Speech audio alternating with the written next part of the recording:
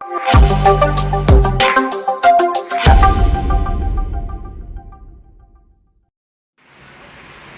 Mass മോട്ടോഴ്സിൽ നിന്നാണ്. ഹീറോൻ്റെ passion pro ജനസർവീസായിട്ട് കയറിയിട്ടുണ്ട്. അതിനകത്ത് മെയിനായിട്ട് നമുക്ക് പറഞ്ഞാൽ കംപ്ലയിൻറ്റ് എന്ന് പറഞ്ഞാൽ ഹെഡ്ലൈറ്റ് ഇടയ്ക്ക് ഡിമ്മായി പോവാം. നമ്മൾ ബ്രേക്കൊക്കെ പിടിക്കുന്ന സമയത്ത് ചാർജ് കയറി വരും, വെട്ടം കാണിക്കും, അല്ലാത്തപ്പോൾ ഡിമ്മായി പോവാം. പിന്നെ ജനറൽ സർവീസാണ് മെയിനായിട്ട് പറഞ്ഞാൽ കേട്ടോ. വാട്ടർ സർവീസോ ഓയിൽ ചേഞ്ചോ കാര്യങ്ങളൊന്നും പറഞ്ഞിട്ടില്ല. അപ്പോൾ നമ്മൾ വണ്ടി സർവീസിന് വേണ്ടിയിട്ട് കയറ്റിയിട്ടുണ്ട്. വണ്ടി ചെക്ക് ചെയ്യുന്ന സമയത്ത് ഓൾറെഡി കംപ്ലയിൻറ്റ് ഉണ്ടായിരുന്നു, ഹെഡ്ലൈറ്റിൻ്റെ പ്രശ്നം കാണിക്കുന്നുണ്ടായിരുന്നു കേട്ടോ. അപ്പോൾ ജനറൽ സർവീസുമായി ബന്ധപ്പെട്ട് നമ്മളതിൻ്റെ ബാക്ക് ബ്രേക്കൊക്കെ ക്ലീൻ ചെയ്യാൻ വേണ്ടിയിട്ടൊക്കെ അയച്ചതാണ്. നിലവിൽ പുതിയ ലൈനറാണ് നമുക്ക് കിടക്കണേ. കമ്പനി ലൈനറല്ല, ഡ്യൂപ്ലിക്കേറ്റ് ആണ്. പക്ഷെ എന്നാൽ പോലും പുതിയതാണ്. നമുക്ക് തൽക്കാലം ക്ലീൻ ചെയ്ത് റീസെറ്റ് ചെയ്യാം. എൻ്റെ ഹബിനകത്തൊക്കെ ചെറിയ സ്ക്രാച്ച് കാര്യങ്ങളൊക്കെ വന്നിട്ടുണ്ട് അതിൻ്റെ ഉള്ളിൽ കേട്ടോ. അതേ ഒരു ലൈനൊക്കെ ഉണ്ട്. നമ്മൾ വാട്ടർ പേപ്പർ ഇട്ടൊന്ന് പിടിച്ച് തൽക്കാലം ക്ലീൻ ചെയ്തിട്ട് റീസെറ്റ് ചെയ്യണുള്ളൂ. നമുക്കിനി അടുത്ത ലൈനർ ഇനി മാറ്റി പുതിയ ലൈനർ ഇടുന്ന സമയത്ത് ഒന്നാമത് അത് ഒറിജിനൽ ഇടാനായിട്ട് ശ്രദ്ധിക്കുക. പിന്നെയെന്ന് പറഞ്ഞാൽ നമുക്ക് ഈ ഹബിൻ്റെ ഈ ഉള്ള ഡാമേജ് ഉണ്ടല്ലോ, അന്ന് ലെയ്ത്തിൽ കയറ്റി കഴിഞ്ഞാൽ നമുക്കൊന്ന് ചെറുതായിട്ടൊന്ന് പോളിഷ് ചെയ്തെടുക്കാനായിട്ട് പറ്റും. അപ്പോൾ നമുക്ക് ബ്രേക്കിംഗ് കംഫർട്ടാവും. ഇത് ബ്രേക്ക് ഒരു ചതഞ്ഞ രീതിയിലായിരിക്കും കുറച്ച് കഴിയുമ്പോഴത്തേക്കും കാണിക്കുക. അപ്പോൾ തൽക്കാലം നമുക്കിപ്പോൾ നമ്മൾ വാട്ടർ പേപ്പറൊക്കെ പിടിച്ച് ക്ലീൻ ചെയ്ത് നമ്മൾ റീസെറ്റ് ചെയ്യുന്നുണ്ട്. നെക്സ്റ്റ് ടൈം ബ്രേക്ക് ലൈനർ മാറ്റുമ്പോൾ ഒറിജിനൽ ലൈനർ ഇടുകയും ചെയ്യുക. കൂട്ടത്തിക്കടെ ഹബ്ബ് പോളിഷ് ചെയ്യുകയാണെങ്കിൽ ബ്രേക്ക് പക്കി ആയിക്കോളൂ കേട്ടോ. പിന്നെ ബാക്ക് ടയറൊക്കെ പുതിയ ടയർ കിടക്കണേ.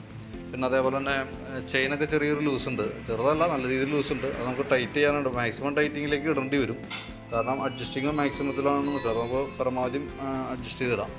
പിന്നെ എന്താ വെച്ചാൽ നമ്മൾ ആ ഭാഗം ചെക്ക് ചെയ്യുന്ന സമയത്ത് ഇവിടെ ഓയിൽ ലീക്കിൻ്റെ പ്രസൻസ് കാണുന്നുണ്ട്. അതായത് സ്പോക്കറ്റിൻ്റെ ഓയിൽ സീൽ ലീക്ക് ഉണ്ട്. ഇവിടെ നല്ലോണം ഓയിലായിട്ടുണ്ട് ഈ ഭാഗത്ത് കണ്ട. അപ്പോൾ നമുക്ക് ഈ പ്ലഗ് റബ്ബറും ഈ ഓയിൽ സീലാണ് അതിൻ്റെ പ്രശ്നം കാണിക്കുന്നത്. അത് രണ്ടും മാറ്റിയിട്ടൊന്ന് ക്ലീൻ ചെയ്തതിന് ശേഷം ആ രണ്ട് ഓയിൽ സീലൊന്ന് മാറ്റി റീസെറ്റ് ചെയ്യാം കേട്ടോ. പിന്നെ എയർ ഫിൽറ്ററിൻ്റെ കണ്ടീഷനൊക്കെ നമ്മൾ നോക്കുന്ന സമയത്ത് എയർ ഫിൽറ്ററൊക്കെ ഫുള്ള് പൊടി കയറിയിട്ട് നല്ല രീതിയിൽ ബ്ലോക്കാണ് കേട്ടത്. പൂപ്പൽ പിടിച്ചാകുന്ന രീതിയിലൊക്കെ ഇരിക്കുന്നത്. സാധാരണ ഇത് എയർ ഫിൽറ്റർ നമുക്കൊരു 10,000 കിലോമീറ്ററാണ് അതിൻ്റെ ലൈഫ്. 10,000 കിലോമീറ്റർ ആകുമ്പോൾ മാറ്റി കളയണമെന്നുള്ളതാണ്. അപ്പോൾ മാറ്റിയിട്ടാൽ നല്ലതാണ്. ഞാൻ എസ്റ്റിമേറ്റിൽ ഉൾപ്പെടുത്തുന്നുണ്ട്. നിങ്ങൾ നോക്കിയിട്ട് പറഞ്ഞാൽ മതി. വേണ്ടെങ്കിൽ നമുക്ക് ഒഴിവാക്കാം. നമ്മൾ കംപ്ലയിൻറ്റ് കണ്ടത് പറഞ്ഞു എന്ന് മാത്രം കേട്ടോ.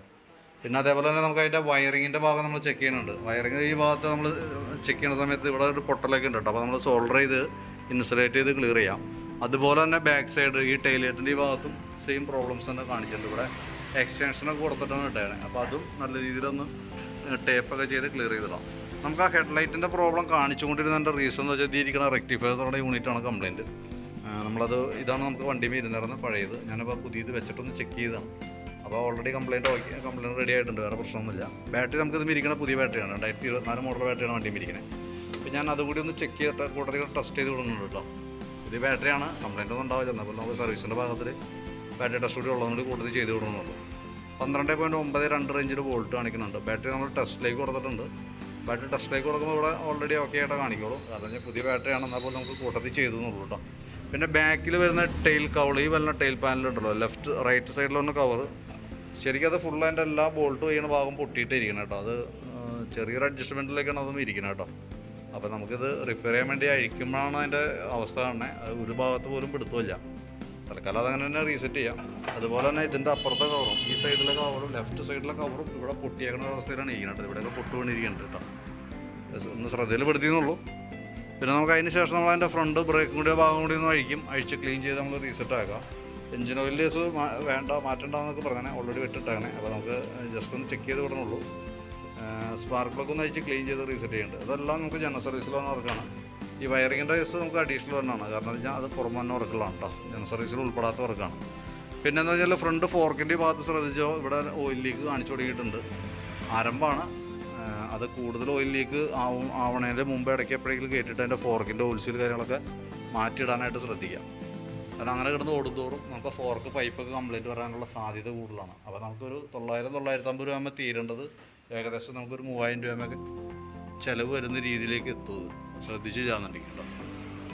അപ്പോൾ ഞാൻ എൻ്റെ ഏകദേശം ഇപ്പോൾ നമുക്ക് പറഞ്ഞിരിക്കുന്ന ഈ ഭാഗം ഉൾപ്പെടുത്തി ഏകദേശം ഒരു എസ്റ്റിമേറ്റ് നോക്കിയിട്ട് പറയാം. വീഡിയോ കണ്ടുമ്പോൾ നോക്കിയിട്ടൊന്ന് റിപ്ലൈ ഇടാം. റിപ്ലൈ കിട്ടിയിട്ട് നമുക്ക് അതനുസരിച്ചിട്ടുള്ള വർക്ക് കണ്ടിന്യൂ ചെയ്യാൻ പറ്റുള്ളൂ കേട്ടോ. അപ്പോൾ പരമാവധി നേരത്തെ ചെയ്യാനായിട്ട് നോക്കാം. വാട്സാപ്പിലേക്ക് തന്നെ ഡീറ്റെയിൽസ് ഇടാം. വാട്സാപ്പിൽ തന്നെ റിപ്ലൈ ഇട്ടാലും മതി. ഇനി അതല്ലാന്നുണ്ടെങ്കിൽ അതിനകത്ത് നമ്മൾ തന്നെ കോൺടാക്ട് നമ്പറിൽ ഒന്ന് നേരിട്ട് ഫോണിൽ ബന്ധപ്പെട്ടാലും മതി. ഓക്കെ.